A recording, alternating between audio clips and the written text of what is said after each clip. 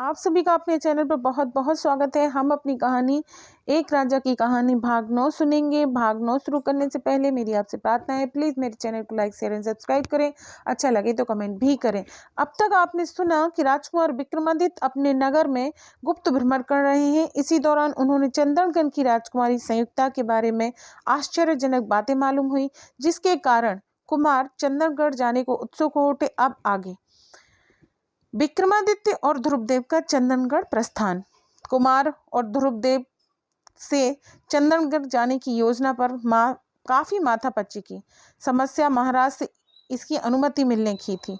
सो आखिर उपाय यह निकाला कि महाराज से कुछ दिन सीमांत के वन में आखेट की अनुमति लेकर गुप्त हो जाया जाए। आखिर दोनों ने यही किया और अपना आग्रह पत्र में लिखकर कर्ण सिंह को देकर महाराज के पास भेज दिया। यूं अपनी तरफ से तो उन्होंने कर्ण सिंह को भी चकमा दे दिया, किंतु कर्ण सिंह भाप गए कि दोनों कुछ उनसे छिपा रहे हैं। अतः अपने विश्वसनीय सेवक को उन पर दृष्टि रखने को कहकर स्वयं महाराज के पास चले गए। महल के एक विशेष कक्ष में महाराज को कुमार का पत्र देकर कर्ण सिंह खड़े हो गए। महाराज ने पत्र पढ़ा और कर्ण सिंह से बोले, कुमार ने इस पत्र में कुछ दिन सीमांत के वनों में पर्यटन एवं आखेट की अनुमति मांगी है। मुझे इसमें कोई आपत्ति नहीं, मैं उत्तर देता हूँ, आप साथ लेते जाइए। फिर कर्ण सिंह की ओर देखकर, आप कुछ कहना चाहते हैं कर्ण सिंह? कर्ण सिंह, जी महाराज, मुझे कुमार एवं ध्रुवदेव की बातों से ऐसी अनुभूति आई है कि वे हमसे छुपाकर कुछ करना चाहते हैं। मैं अभी पता नहीं लगा सका, आपका क्या आदेश है? महाराज, वे जो करना चाहते हैं उन्हें करने दें। पत्र का उत्तर देने के पश्चात आप गुप्त रूप से उन पर दृष्टि रखिए। वे जो करना चाहते हैं उन्हें करने दीजिए। मुझे आप पर एवं उन पर पूर्ण विश्वास है। फिर महाराज का उत्तर लेकर कर्ण सिंह वापस लौट गए और वही किया जिसका उन्हें आदेश था।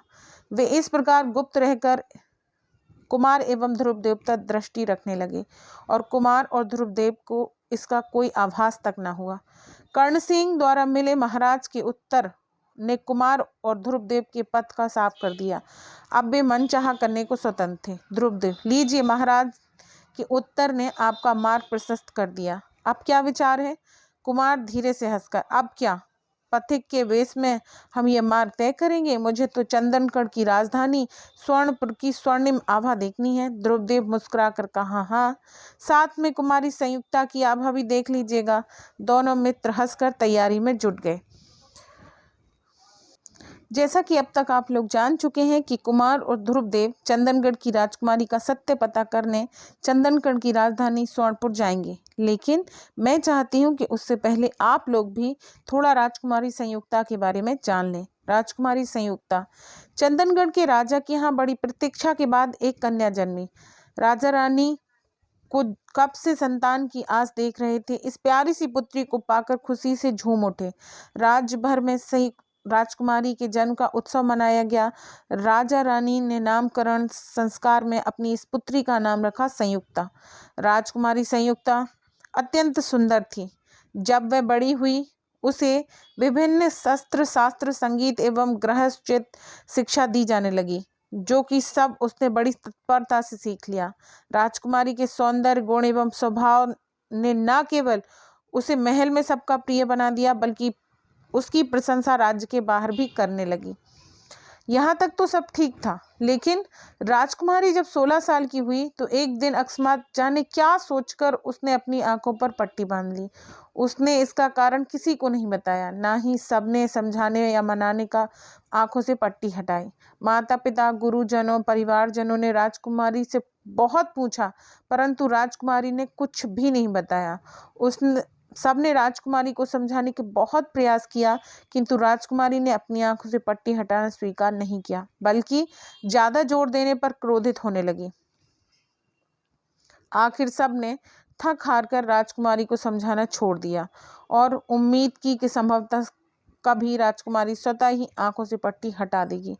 राज परिवार और प्रजा ने भी धीरे धीरे राजकुमारी के सुंदर मुख को आंखों पर पट्टी बंधी के साथ स्वीकार कर लिया। राजकुमारी के माता पिता और प्रिय सखियां नित्य प्रातः काल उठकर इस उम्मीद से राजकुमारी के कक्ष की ओर बढ़ते कि शायद आज उनकी प्रिय राजकुमारी की सुंदर आंखों पर पट्टी का पर्दा न होगा, किंतु उनकी यह आशा नित्य ही ध्वस्त हो जाती। राजकुमारी बार बार पूछताछ से क्रोधित या दुखी ना हो, इसीलिए सबने पूछना छोड़ दिया। किंतु सबके मन में राजकुमारी के संबंध में जिज्ञासा और निराशा दिन ब दिन गहरी बैठती जा रही थी। जल्दी ही राजकुमारी के संबंध में यह बात राज्य से ही नहीं, राज्य के बाहर भी दूर दूर तक फैल गई। लोग हैरान रह गए कि इतनी रूपवती, बुद्धिमती और सबकी प्रिय राजकुमारी ने आखिर ऐसा क्यों किया।